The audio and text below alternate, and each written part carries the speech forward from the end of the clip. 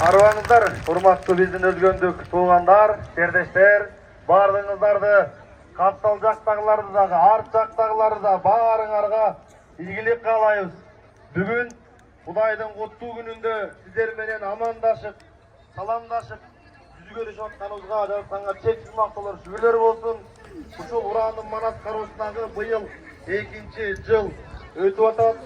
Былтыркы жылы Кыргызстан боюнча жалпы 100 миңге жакын окуучу Манас жаттаган Каникейдин жомок окуясын.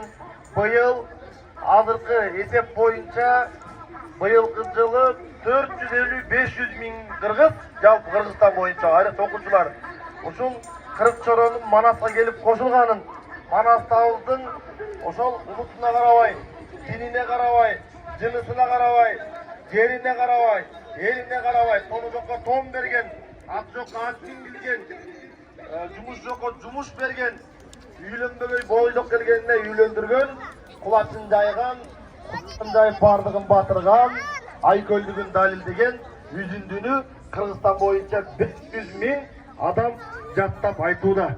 Анан урматтуу өзгөндүк туугандар, ушул иш-чарабыз Кыргыз Республикасынын президентинин Манас Семетей Сейтек үчүлтүгүн ар тараптан пропаганда кылуу, популярдаштыруу, изилдөө боюнча чыгарган кошумча чаралар жөнүндө жарлыгына ылайык Кыргызстанда бардык аймакта өтүүдө. Мына 18 апрелде президентибиздин катышуусунда Кыргыз улуттук Манас театрынын жаңы имараты ачылды.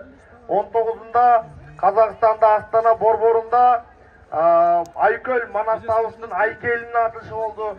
Ошондон кийин эле ушул Баткенден баштап чек арадан бери карай Кыргызстанда Ураанын Манас аттуу 3 миллион сом байге коюлган бүгүнкү сынак ар бир район шаарда өтүп келатат.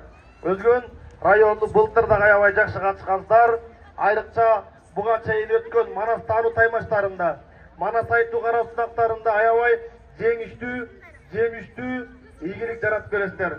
Сиздердин уулуңуздар өзгөндүн кулуну, ардактуу атуулу, өзгөндүн эмес, бүтүндөй аалам тааныган 6 сутка Айкөл Манасты жар салып айткан Рыспай Исаков деген белгилүү манасчы биздин устатыбыз агайыбызды бизнеске кирип тарых жаратып келгенде өзгөндө жүздөгөн манасчы баланы көрүп мен тамашалап айттым эле, өзгөндө эмне манасчылардын фабрикасы барбы депчи. Антыгарындай бүгүн Манасты манасчы эле айтып койбой, ар бир кыргызстандык айтса деген жакшы тилектеги иш-чарабызга кайдыгер карабай, бала бакчадан баштап билим берүү системасындагы бардык мектептер айылдардан келип, маданият мекемелери кошул ташыл болуп, райондук администрация колго алып көзөмөлдөп, ошондой эле баарыңардын башыңарды бириктирип аткан райондук билим берүү бөлүмүнө дагы биз уюштуруучулардын атынан, Кыргыз улуттук Манас театрынын атынан терең ыраазычылык билдиребиз. Бар болуңуздар. Мен өзгөн жергесинде туруп сыймыктануу менен инсандын атын атагым. Кыргызстанда улуттук идеологиянын азыр атасы болуп, мамлекеттик катчы нарктуулукту жайылтып атса, ага улай, анын ичинде ушул манасчылыкты, улуу Манас дүйнөсүн, төкмакындарды айтыш өнөрүн, дастанчылыкты калкалап, алардын кем карчын толуктап, шартын түзүп, көмөгүн берип, пайдасын тийгизип, жарыгын чачып, өзгөчө кызмат кылып аткан Кыргыз Республикасынын башкы прокурору Зулушев Курманкул Токтаралиевичке, ал кишинин кичи мекенинде туруп, жаамы Кыргызстанда Манастын ушундай деңгээлде жайылышына жарыгын чачкан Ополтодой зор эмгеги үчүн ыраазычылык билдирип, ошондой уулду өстүргөн өзгөн элине, жерине ыраазычылык билдиребиз. Бар болуңуздар.